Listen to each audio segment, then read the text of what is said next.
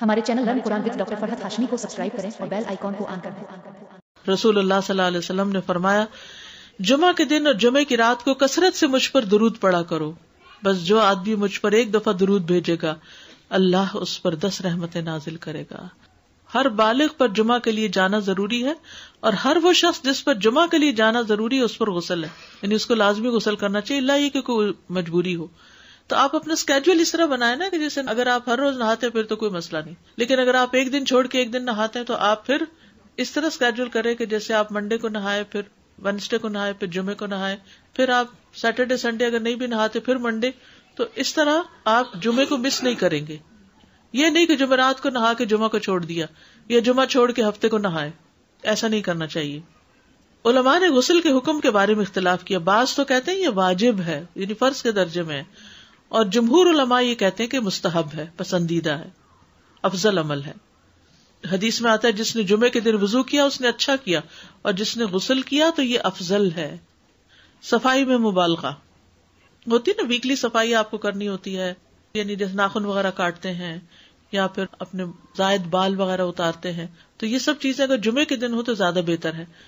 نبی صلی اللہ علیہ وسلم نے فرمایا جو شخص جمعے کے دن اچھی طرح غسل کرے، اچھی طرح سنوار کر وضو کرے، اپنے بہترین لباس میں سے پہنے، یعنی جمعے کے دن باقی دنوں کی نسبت اچھا لباس پہنے، اللہ نے اس کی قسمت میں گھر والوں کی جو خوشبو لکھی ہو وہ لگا لے، یعنی گھر میں جو بھی خوشبو ہے، پھر جمعہ پڑھنے آئے تو لغو کام نہ کرے، 2 آدمیوں کے درمیان جدائی نہ کرے، یعنی 2 لوگ بیٹھے ان کے بیچ میں گھس کے بیٹھ جائے۔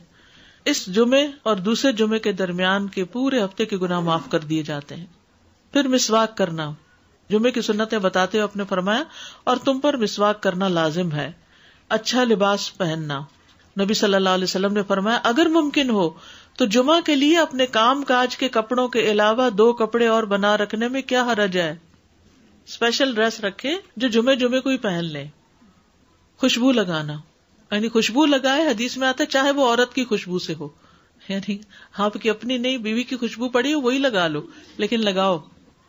عمر بن دینار کہتے ہیں انہوں نے جابر رضی اللہ عنہ کو کہتے ہوئے سنا کہ ایک شخص جمعہ کے دن مسجد میں داخل ہوا اس حال میں کہ نبی صلی اللہ علیہ وسلم خطبہ دے رہے تھے، تو آپ نے فرمایا کیا تم نے نماز پڑھی؟ اس نے کہا نہیں، تو آپ نے فرمایا کھڑے ہو 2 رکعتیں پڑھو۔ اب یہ بڑا اہم مسئلہ ہے، مسجد میں داخل ہو چاہے خطبہ ہو رہا ہو 2 رکعت پڑھے بغیر نہ بیٹھو، ٹھیک ہے؟ اور یہ کیا ہے؟ دراصل تحیت المسجد، یہ جمعے کی سنتیں نہیں ہیں، یہ کیا ہے؟ تحیت المسجد ہے، اور مختصر پڑھی جائیں، یعنی امام جب خطبہ دے رہا ہو تو چاہیے کہ 2 رکعتیں پڑھے اور دونوں میں اختصار کرے۔ نماز سے قبل ہلکا بنانے کی ممانعت، مثلا آپ جلدی چلے گئے تو یہ نہیں کہ ایک گروپ بنا کے آپس میں گپ شپ شروع کر دیں، نہیں، سیدھے ہی لائنوں میں بیٹھیے۔ انتظار کا وقت کیسے گزاریں گے؟ نفل پڑھ کے بیٹھ گئے، ذکر اذکار کریں، قبلے کی طرف رخ کر کے لائنوں میں بیٹھیں، ہلکا نہیں بنائیں، بیٹھ کے خرید و فروخت نہیں کریں، تاخیر سے آنے پہ گردنیں پھلانگ کے نہ آگے جائیں۔ رسول اللہ صلی اللہ علیہ وسلم نے فرمایا ٹیک لگا کے مت کھاؤ، یہ عام ایک ادب بتایا۔ مسجد میں کوئی جگہ مقرر نہ کرو کہ یہ میری جگہ ہے، آپ کیوں آج یہاں کھڑی ہو گئی، کہ تم اسی میں ہی نماز پڑھو۔ کچھ لوگ ہوتے ہیں نا آ کے مخصوص جگہ ہی پڑھتے ہیں، اگر کوئی اور وہاں ہو جائے ڈسٹرب ہو جاتے ہیں۔ اور جمعہ کے دن لوگوں کی گردنیں نہ پھلانگو، ورنہ اللہ تمہیں قیامت کے دن لوگوں کے لیے پل بنا دے گا، کیونکہ بہت اذیت کی بات ہے نا، بیٹھے ہیں لوگ باقاعدہ بعض اوقات کندھوں پہ ہاتھ رکھ کے اس کو تنگ کر اس کو تنگ کر، تو یہ نہیں کرنا چاہیے۔ جب لوگ مسجد آئے تو پہلی صف میں بیٹھیں، یعنی پہلی چھوڑ کے آخری میں بیٹھ جائیں اور پھر لوگ ان کی گردنیں پھلانگتے رہیں، دوسروں کے لیے فتنہ بننا۔ کسی کو اس کی جگہ سے نہ اٹھانا۔ جابر رضی اللہ عنہ نبی صلی اللہ علیہ وسلم سے روایت کرتے ہیں آپ نے فرمایا تم میں سے کوئی شخص جمعہ کے دن اپنے بھائی کو کھڑا نہ کرے کہ پھر دوسری طرف سے آ کر اس کی جگہ پہ خود بیٹھ جائے، بلکہ جو آئے وہ کہے جگہ کشادہ کرو، بھائی ہمارے لیے بھی جگہ بناؤ، یہ کہے۔ خطبہ جمعہ اور اس کے آداب، خطبہ جمعہ کی اہمیت۔ جب اذان ہو جائے تو کیا کرے انسان؟ مسجد کی طرف دوڑ پڑے۔ تو مسجد میں جماعت تو نہیں ہو رہی ہوگی، پہلے کیا ہو رہا ہوگا؟ خطبہ ہو رہا ہوگا۔ خاموشی سے خطبہ سننا، یعنی بات نہیں کرنی چاہیے، کوئی اہم بات بھی نہیں پوچھنی چاہیے۔ ابن مسعود سے روایت ہے کہ انہوں نے ابی ابن کعب سے قرآن کی کسی آیت کے بارے میں سوال کیا جبکہ اللہ کے نبی خطبہ دے رہے تھے، تو انہوں نے اعراض کیا اور کوئی جواب نہ دیا۔ پھر جب آپ نے نماز پڑھائی تو ابی کہنے لگے تمہارا جمعہ ہی نہیں ہوا، تو ابن مسعود نے رسول اللہ صلی اللہ علیہ وسلم سے پوچھا تو آپ نے فرمایا ابی نے سچ کہا، کوئی بات کرنے کی اجازت نہیں، یہ کہنے کی بھی کہ چپ ہو جاؤ یہ بھی اجازت نہیں۔ عبداللہ بن مسعود کہتے کہ جب امام جمعہ کے لیے آ گیا پھر تمہارا اپنے ساتھی سے یہ کہنا کہ خاموش رہو لغویت کے لیے کافی ہے، یہ بھی لغو بات ہے۔ کوئی لغو حرکت نہ کرنا، کنکریوں سے نہ کھیلنا، فون سے نہیں کھیلنا، میسجز چیک نہیں کرنا، انگلیوں میں انگلیاں ڈال کے پٹاخے نہیں بجانا، گوٹ مار کے نہیں بیٹھنا۔ گوٹ مار کے کیسے بیٹھتے ہیں؟ گھٹنے اوپر کر کے اور یوں ایسے گھٹنوں کے گرد ہاتھ ڈال کے۔ کئی دفعہ ایسے نظر آتا ہے کہ خطبے میں لوگ اس طرح بیٹھے ہوتے ہیں کیونکہ پتہ نہیں ہے، یعنی آپ چوکڑی مار سکتے ہیں۔ آپ سب سے افضل پوزیشن تو یہ ہے کہ جیسے نماز کے اتحیات میں ہم بیٹھتے ہیں، لیکن کچھ لوگ اس طرح بیٹھ نہیں سکتے، چلے کرسی بھی بیٹھ جائیں۔ اگر کرسی نہیں ہے نیچے بیٹھے ہیں تو چوکڑی مار کے بیٹھ جائیں، ٹانگیں اس طرح پیٹ کے ساتھ لگا کے گھٹنوں پہ ہاتھ کو بل دے کے اس طرح نہیں بیٹھے۔ فرض کے بعد 2 رکعت پڑھنا۔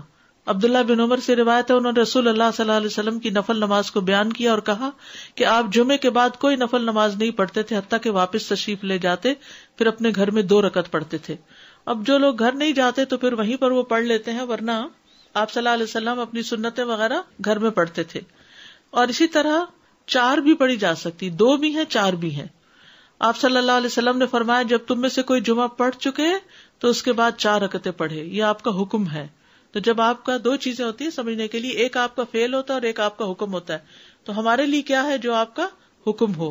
جمعے کے دن قبولیت کی گھڑی ہوتی ہے، اس وقت اللہ سے بھلائی مانگنی چاہیے۔ رسول اللہ صلی اللہ علیہ وسلم نے فرمایا جمعے کے دن میں ایک گھڑی ایسی ہے کہ کوئی مسلمان اللہ سے کسی خیر کا سوال کرتے ہوئے اس کی موافقت نہیں کرتا مگر اللہ اسے وہی خیر عطا کر دیتا ہے۔ فرمایا یہ ایک چھوٹی سی گھڑی ہے، تھوڑی دیر کے لیے ہوتی ہے اور یہ ہر جمعے کو ہوتی ہے، ٹھیک ہے۔ اور خصوصاً نماز میں بھی اگر کوئی دعا کر رہا ہوتا ہے نا انسان تو وہ بھی قبول ہو جاتی ہے۔ نماز میں دعا کہاں ہوتی ہے؟ شروع میں ہوتی ہے، رکوع میں ہوتی ہے، سجدے میں ہوتی ہے، تشہد میں ہوتی ہیں۔ تو اگر یعنی جمعہ پڑھ رہے ہیں اور بیچ میں دعائیں آ گئی ہیں تو ہو سکتا ہے وہی گھڑی آ گئی ہو اور آپ کی دعا قبول ہو جائے۔ عصر کے بعد سے مغرب تک کا وقت ہے۔ انس بن مالک سے روایت ہے کہ نبی صلی اللہ علیہ وسلم نے فرمایا جمعہ کے دن اس گھڑی کو جس میں دعا کی قبولیت کی امید کی جاتی ہے عصر سے لے کر سورج ڈوبنے تک کے درمیان تلاش کرو، اور دن کی آخری گھڑی ہے۔ تو اللہ سبحانہ وتعالی ہمیں اس دن کی برکتوں سے فائدہ اٹھانے کی توفیق عطا فرمائے۔